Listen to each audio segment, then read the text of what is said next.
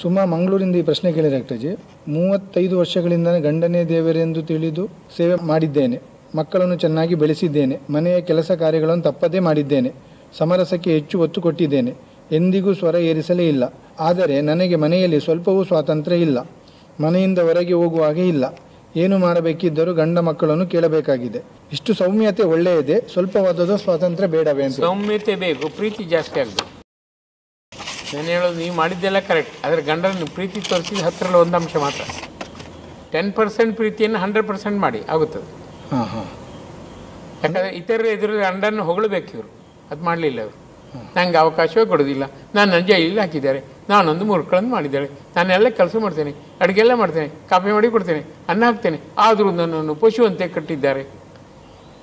ಈ ಥರ ಮುಂದೆ ಹೊಗಳಿಕೆ ಡಾಕ್ಟರ್ಜಿ, ಅವರು ಮುಂದೆ ಅವರು ಬಂದು ನಿಂತ್ಕೊಂಡ್ರೆ ಅವ್ರ ಹೆಂಡತಿ ಬಂದು ನಿಲ್ಲುವುದೇ ಇಲ್ಲ ಡಾಕ್ಟರ್ಜಿ. ಅಲ್ಲಿ ಅವರು ಎಲ್ಲೋ ಮೂಲೆಯಲ್ಲಿ ಇರ್ತಾರೆ. ಆಗ ಮಾಡಿದ್ದಾರೆ. ನಾನು ಮೂಲೆಯಲ್ಲಿ ಹೋಗೋದಕ್ಕೆ ನಾವು ಇಷ್ಟೆಲ್ಲ ಸಹಾಯ ಮಾಡೋದಿಲ್ವ? ಪ್ಯಾರೆ ಕ್ಯಾರೆ ಅಂತ ಹೆಗ್ಲ ಮೇಲೆ ಕೈ ಹಾಕಿ ಮಾತಾಡಲಿ. ನಿಮಗೆ ಹೆಂಡತಿ ಪ್ರೀತಿಸು ಗೊತ್ತಿಲ್ವಾ? ಮೈ ಮೇಲೆಲ್ಲ ಹಾರ್ತಿರಲ್ಲ. ಹೌದೌದು. ಹೆಂಡತಿಗೆ ನಿಮ್ಮ ಮೇಲೆಲ್ಲ ಹಾರೋದಿಲ್ವಾ? ಹಾಗೆ ಅವರು ಹಾರಲಿ, ಹಾರುವಲ್ಲಿ ಹಾರಲಿ, ತೋಡಲಿ ತನ್ನ ಪ್ರೀತಿಯನ್ನು. ಹಿಂಗೆ 1-2 ದಿನ ಹೋಗಾತಿ ನಾಚಿಕೆ ಅಂತೇಳಿ ಆಮೇಲೆ ಅವರೇ ಹೊಡೆದು ಪ್ಯಾರೆ ಕ್ಯಾರೆ, ನೀನಿಲ್ಲದೆ ನನಗೆ ದಿನವೇ ಕಾಣುವುದಿಲ್ಲ, ನೀನಿಲ್ಲದೆ ಸೂರ್ಯನು ಮಬ್ಬಾಗಿದ್ದಾನೆ ಅಂತೇಳಿ. ನೋಡಿ, ಪ್ರೀತಿ ತೋರಿಸ್ಲಿ. ಪ್ರೀತಿ ಕೊರತೆ ಅದಷ್ಟೇ. 10% ಪ್ರೀತಿ, 100% ಮಾಡಲಿ. ಸೌಮ್ಯತೆ 100% ಇದೆ, ಪ್ರೀತಿ 10% ಇದೆ. ಏನು ಪ್ರಯೋಜನ? ಅಂದರೆ ಅವರು ಮೂಲೆ ಗುಂಪಾಗಿ ಇರಬಾರ್ದು. ಅವರು ಮೂಲೆ ಗುಂಪು ಆದವರು. ಇವರು ಹೆದರಿಸಿದ್ರು, ಅವರು ಹೆದರಿಸಿ ಸ್ವರ ಏರಿಸಿ ಮಾತಾಡ್ಕಿತ್ತು. ಹಾಗಾದ್ರೆ ಪ್ರೀತಿ ಅಂದ್ಕೊಂಡು ಸ್ವರ ಏರಿಸಬಾರದಂತೇನಿಲ್ಲ. ಏನಂತೀರಿ? ಅದು ಅಲ್ಲಿ ಸ್ವಲ್ಪ ಅಲ್ಲಿ ಸಂಶಯದಲ್ಲಿದ್ದಾರೆ ಡಾಕ್ಟರ್ಜಿ. ಎಲ್ಲಿ ಅಂತ ಹೇಳಿದ್ರೆ, ಇವರು ಕಂಪ್ಲೀಟ್ ಆಗಿ ಮೂಲೆಗೆ ಮಾಡಿದ್ದಾರೆ. ಅವರಿಗೆ ಮಾತಾಡುವ ಹಕ್ಕಿಲ್ಲ. ಹಾಗಾಗಿ ಏನ್ ಮಾಡಿದ್ದಾರೆ ಇವರು, ಗಂಡ ವಾಯ್ಸ್ ಡಲ್.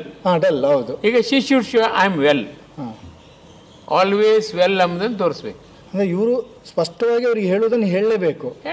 ಪ್ರೀತಿಯಿಂದ ಹೆಗಲ ಮೇಲೆ ಕೈ ಹಾಕಿ ಹೇಳಿ, ಕೈ ಶೇಕ್ ಹ್ಯಾಂಡ್ ಮಾಡಿ ಹೇಳಿ. ಪ್ರೀತಿ ತೋರಿಸೋಕೆ ಎಷ್ಟು ವಿಧಾನ ಇದೆ ಮರ್ರೆ. ನೀವು ಮದುವೆ ಆದವ್ರಿಗೆ ಅಂತ ಹೇಳಿ. ಹೌದು ಅಲ್ವಾ? ಹೌದು. ಆದ್ರೆ ನಿಮ್ಮ ಆನ್ಸರ್ ಅನ್ನು ಅವರು ಇಲ್ಲಿ ಡಾಕ್ಟರ್ಜಿ. ನಾವು ಬರೀ ನಿರ್ವೀರ್ಯರಲ್ಲ, ಷಂಡ ಅಲ್ಲ. ಅವ ಈಗ ಸತ್ಯ ಮೌನ ಅಂತ ಹೇಳಿದ್ರೆ ಅವ ಷಂಡತನ ಅಲ್ಲ. ಅದು ಜಗಳ ಬೇಡ, ಅವರಷ್ಟಾಗಿ ನಡೀಲಿ, ಭಗವಂತ ನೋಡ್ತಿದ್ದಾನೆ ಎಂಬ ಶರಣಾಗತಿಯೇ ಮೌನ. ಅಯ್ಯೋ ನನ್ನಿಂದ ಆಗೋದಿಲ್ಲ, ನಾನು ಹೆದರ್ಕೊಂತೇನೆ, ಅವನು ನನ್ನ ಮೈ ಮೇಲೆ ಕೈ ಹಾಕಿ ನನ್ನನ್ನು ನಾಶ ಮಾಡ್ತಾನೆ ಎಂಬ ಹೆದರಿಕೆ ಅಲ್ಲ, ಭಯಭೀತಿ ಅಲ್ಲ ಮೌನ ಅಂದರೆ. ಮೌನ ಅಂದರೆ ಭಗವಂತನ ಮೇಲೆ ಹೆಚ್ಚು 100% ನಂಬಿಕೆಯೇ ಮೌನ. ಆಗಿ ತಗೋಬೇಕು ಅವರು. ಇಲ್ಲೂ ಹಾಗೆ ಪ್ರೀತಿ ಕೊರತೆ ಆದಾಗ ಹಾಗಾಗೋದು. ಗಡ್ಡ ಇವ್ರೇನು ಪ್ರಯೋಜನ ಇಲ್ಲ ಅಂತ. ನಿನ್ನ ಕೈ ನೀನು ಏನು ಮಾಡಿದ್ರು ಸರಿಯಾಗೋದಿಲ್ಲ. ಮಕ್ಕಳು ಹೇಳ್ತಾರಂತೆ ಡಾಕ್ಟರ್. ಮಕ್ಕಳು 2 ಮಕ್ಕಳು ಪ್ರಸಂಗ ಅದಷ್ಟೇ. ಮಕ್ಕಳು ಹೇಳ್ತಾರೆ, ನೀನು ಅವ್ರು ಎಷ್ಟು ಹೇಳ್ತಾರೆ ಅಂದರೆ, ಮಗಳಿಗೆ ಹೋಗುವಾಗ ಚಪ್ಪಲು ಸಹ ತೆಗೆದು ಕೊಡ್ತಾರೆ, ಆದರೆ ಮಗಳಿಗೆ ಇವ್ರ ಮೇಲೆ ಗೌರವ ಇಲ್ಲ. ಆ ರೀತಿ ಪ್ರೀತಿ ತೋರಿಸ್ಲಿಲ್ಲ ಮರ್ರೆ. ಇವರು ಪ್ರೀತಿ ತೋರಿಸ್ಬೇಕು. ಅಂದರೆ ನಂದು ಇದು ಪ್ರೀತಿ ಅಲ್ವಾ ಅಂತ ಕೇಳ್ತಾರೆ ಅವರು. ಸರಿಯಾದ ಪ್ರೀತಿ ಅಲ್ಲ. ಕೃತಕ ಪ್ರೀತಿ, ಕೊರತೆಯ ಪ್ರೀತಿ, ವರತೆಯ ಪ್ರೀತಿ ಅಲ್ಲ. ಅರ್ಥಾಯ್ತಲ್ಲ? ಹೌದೌದು. ಬಾಯಿ ಬಿಟ್ಟು ಮಾತಾಡಲಿ ಮರ್ರೆ. ಪ್ರೀತಿ ಇದ್ದಲ್ಲಿ ಯಾರು ಮುಜುಗರ ಇರುತ್ತಾ? ಇಲ್ಲ, ಇರೋದಿಲ್ಲ. ಫ್ರೀ ಯೂನಿವರ್ಸಲ್ ಪರ್ಮಿಟ್ ಅಂದರೆ ಪ್ರೀತಿ. ಎಲ್ಲ ಕಡೆ ನೀನು ಹೋಗಿ ಪರವಾಗಿಲ್ಲ. ಇದು ಲಿಮಿಟೆಡ್ ಪರ್ಮಿಟ್. ಅಲ್ಲಿ ಮಾತ್ರ ಹೋಗಿ, ಇಲ್ಲಿ ಬರಬೇಡ. ಲಿಮಿಟೆಡ್ ಅಲ್ಲ, ಅದು ಯೂನಿವರ್ಸಲ್. ಅವ್ರಿಗೆ ಗೊತ್ತಾಗ್ತದೆ. ಅವ್ರ ಗಂಡ ಹೆಂಡ್ತಿನ ಕೂರಿಸ್ಕೊಂಡು ಕರ್ಕೊಂಡು ಬನ್ನಿ, ನಾನು ಮಾತಾಡಿಸ್ತೀನಿ. ಆಯ್ತು.